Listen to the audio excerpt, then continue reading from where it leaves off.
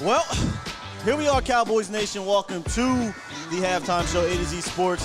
Jesse Holley, Skywalker Still, Minnesota Vikings 10, Dallas Cowboys 3 in what is a sloppy first half for the Dallas Cowboys. But they're in striking distance somehow. They're one Trayvon Diggs interception for a touchdown away. Yeah, technically. I mean, he got more touchdowns than Cooper Rush does passes this season. Listen, man. This has just been a stinker offensively in regards to Cooper Rush. And there's some news that came out, Jesse, at the end of that half that I didn't even realize with Tyron Smith is kind of big. I know we could start overall, but, I mean, the Tyron Smith injury is massive moving forward. Yeah, I tweeted out earlier in this week, I said, we're doing a lot of Dak talking about his calf and is he going to play? And Tyron Smith just showed up on the injury report, limited in practice. Nobody said nothing. And nobody said a word. And tonight you find out that he's out with an ankle injury. And, you know, you inserted Ty Nsekhe. I don't know if they're going to maybe try to do Lyle Collins in the second half. Let's talk about that. I don't know. I mean, he hasn't practiced there all week. I mean, so they were saying maybe he was doing some left guard and some backup right tackle. This is exactly why you don't play. Don't mess around with Lyle Collins is your right tackle. If he was your right tackle right now, Terrence Steele would be your swing tackle. Now you got, what is it, Lyle can't play left tackle all of a sudden? Maybe Lyle comes in the second half and he goes and play right tackle and you swing Terrence Steele over to left tackle. Because you know what I just saw? I saw number 97, Everson Griffin, just sunning Ty Nsekhe. So that worries me in the second half. But obviously this first half is about Cooper Rush. 10 for 17, 110 yards, 0 touchdowns, 1 interception. Could have been about 3 of them things.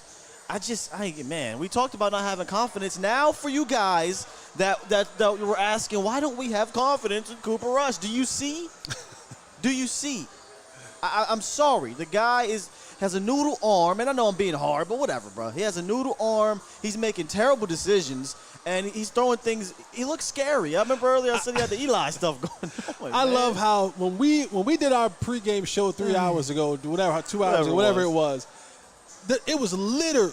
It's rush time, Cooper Rush, MVP. I mean, it was littered with all of the Cooper. You don't have no faith, guys. You guys are Now, he's scared. He suck. He trash. Pooper flush.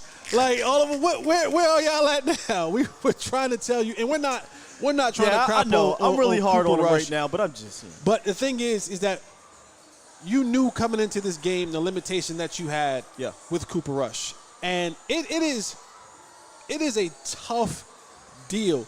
I mean, we watched first round picks. I mean, you look at what Justin Fields were when he got his first start. You look at what Zach Wilson was when he got. These are first round picks. Starts, yeah. These are high profile picks. So when you take a guy, and I get that he's been around for a while, but I don't know how more to tell you this, but when you go from literally week in and week out never having to think about actually playing in a game to now all of a sudden going, you're in the game, and it gets a good defense on the road. It's what we talked about in the pregame, man. You're on the road in Minnesota against a good defensive coach. It is what it is. Here's the funny thing, though. If Ford was playing, we'd be blowing these boys out right now. It wouldn't even be. The opportunities are there. Right. You know what I'm saying? Cooper missed Blake Jarwin. I can't wait to see the tape on that. I feel like Blake Jarwin up the seam was there. That could have been a huge play. Yeah. Instead, you get an interception. Potential other interceptions. I feel like every pass that goes across that middle, I am shook. I'm shooketh.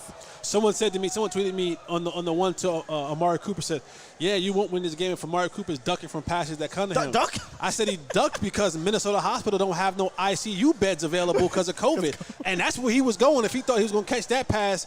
And those two defenders were coming right at him. That wasn't a Cleveland Browns situation where it was thrown in between the defenders.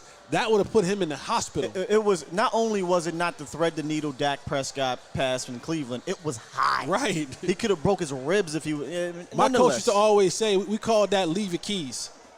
Leave your keys because somebody got to drive your car to the hospital. You ain't driving it home. Leave your keys because you go into the ER and somebody got to bring your car home. I tell you what, man, I'm not upset at all with this Cowboys defense right now. I know and funny thing is, Diggs gave up the 2 biggest plays on defense. The 4th and 1, which never should have really happened. I think that was that the same possession where they jumped off sides. Yep. I think that was the same possession.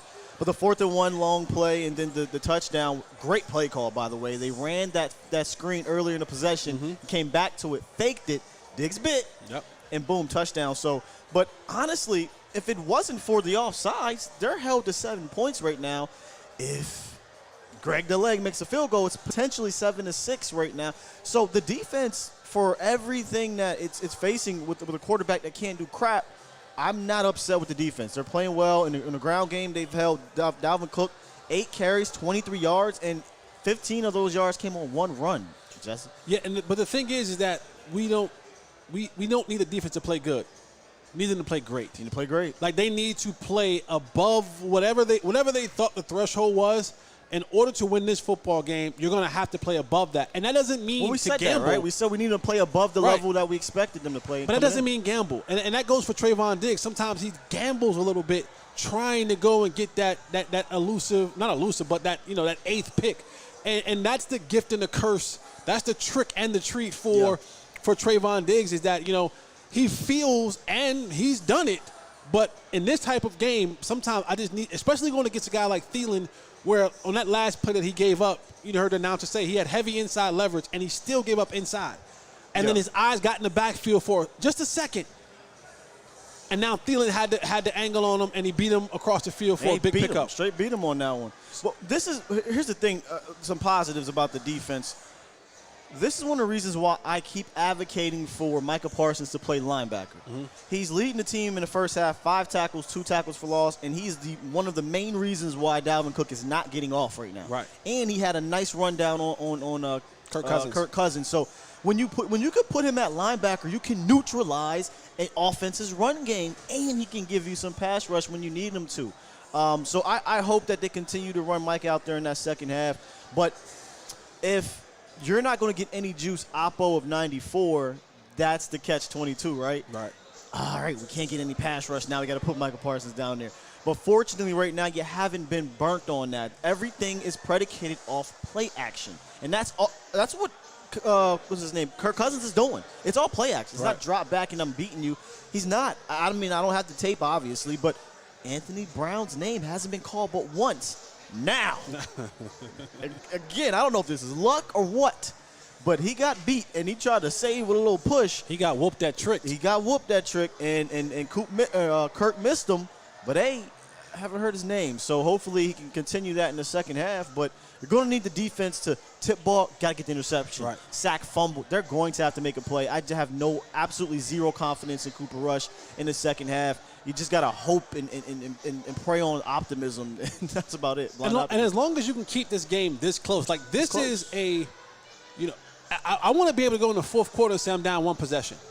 Because then that lends for you to say, okay, hey, Trayvon, you know how you've been doing this? Or, hey, Micah. Get me one.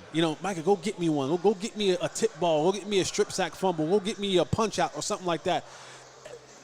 If you told me at the beginning of this game, after they said, hey, Dak's going to be out, he's not going to play, Cooper Rush is your quarterback, and you told me, Jesse, you're going to be down 7 points, 10-3, I might have given you the side eye. Like I would have given you a mean side eye. And it really should be 7-3. It should be 7-6. Or 7-6. Yeah, you're right. 10-6. Or 10-6. Either one. It could be 10-6 or 7-6 if they don't offsides on the punt. You know what I'm saying? So it's closer than the score even indicates. Right. and that is the positive of this game. That as bad as Cooper Rush has played, as bad as... I don't agree with that, Mel. Mel, you my guy, brother. But Cam Newton would absolutely be much better than Cooper Rush. Dude, you my guy, but come on, man. Rush really he's looked bad. He's looked bad. I'm not getting into the camera. I know, because that's past. It's not here. But if you being down 7 points with Cooper Rush, who hasn't played very well, you've down now your left tackle and Tyron Smith. Yeah. He didn't play the rest of that first half. Had his helmet off, and it's one thing when he's done. I think he's done because normally if there's a chance that you go back in, he would have went to the locker room a little bit early, get treatment, get a shot, or get something to come back out. But when you just stand around with your helmet off, that just tells me, you know what? We're kind of almost really like, Dak didn't play. You shouldn't play the rest of this game, and let's get ready for next week. A little bit of hope on their pass rush, and I hate to have injuries, but Danielle Hunter is also has a shoulder injury. He's questionable, but I don't know if it matters now with Ty Nsekhe on the other side. I'm not lying to y'all. Every play Nsekhe's been in, he's been getting pushed back into Cooper Rush's lap, and Cooper Rush is just sitting back there. Yeah. So I don't see it getting any better. I know I was playing around in the first half like, hey, Will Greer, how you doing over there, LOL. You know, Will is a little bit more mobile, has more experience, believe it or not, than Cooper Rush in the league, but I don't know what he would do. Do you even attempt to make that decision right now? Maybe you ask. No. You know, and the reason being is because I would play Lyle Collins. Cooper Rush got every single first-team reps in practice this week. And you have to understand, like, at the end of the day, it is the coach's job to take care of all 53. And so when you go to put a third string in, like, when your backup is playing bad but you're still kind of in this game. So here's the difference, Paco. We talked about in the pregame, the Saints, right? Trevor Siemian started for 2 or 3 years. Yeah. The only person I can say I can go off of is Mike White. He had 0 starts in his career, but I think he had a game. He played a little bit the previous game, so he had a little bit of experience. Cooper has none. And in the Mike White situation, he played out of his mind, right? He played out of his mind. Like, if you line, and I think Cincinnati kind of was reading the press clippings a little bit, but if you line that up 10 times, like, he might only win one. And maybe you only need him to win one. But when you start looking around the league, like, Trevor Siemian is a guy who has started seasons at the quarterback position. Siemian is seasoned. Right. You know? Sean says, Lyle in at tackle. If Smith is out, I would. I mean, how do you not? But you want to put Lyle at left tackle or swing Steele over to left tackle and put whatever you think is best. But I think Lyle is part of your – this is the buzzword this week, best 5, whatever the hell that means. Lyle was part of your best 5 going into this second half some way, right? When was the last time Lyle played left tackle?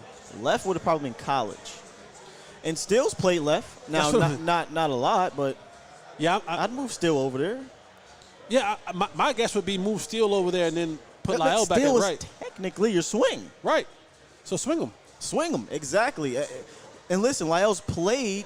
He's played tackle or practiced at tackle this week. I think if you had Dak Prescott back there, you would see that switch. You would see Steele go over to left, Lyle come into right, and you go with that 5. Shoot, I'd argue you need to do it without Dak even more because get some reps at it. Well, no, because Cooper Rush needs the best protection as possible. Where Dak, we've seen Dak play with compromised pass protection and be able to get it done. Coop can't get it done with pass protection. What makes us think he's going to do it with Ty Nsekhe getting pushed in his lap? So it's something to watch as we move forward here in the second half. Dallas down 3-10, and they do get the ball coming out of half, which is why I thought getting some points to end that half was very important. Right. Very important. Final thoughts going into the second half? Just keep it close. If the Cowboys can keep this close heading to the fourth quarter, keep that guy, Dalvin Cook. Yeah, keep that guy off. But if the Cowboys keep it close going into the fourth quarter, you got yourself a football game. All right, guys, we will see you guys in the post-game show, and hopefully it's a victory. It's still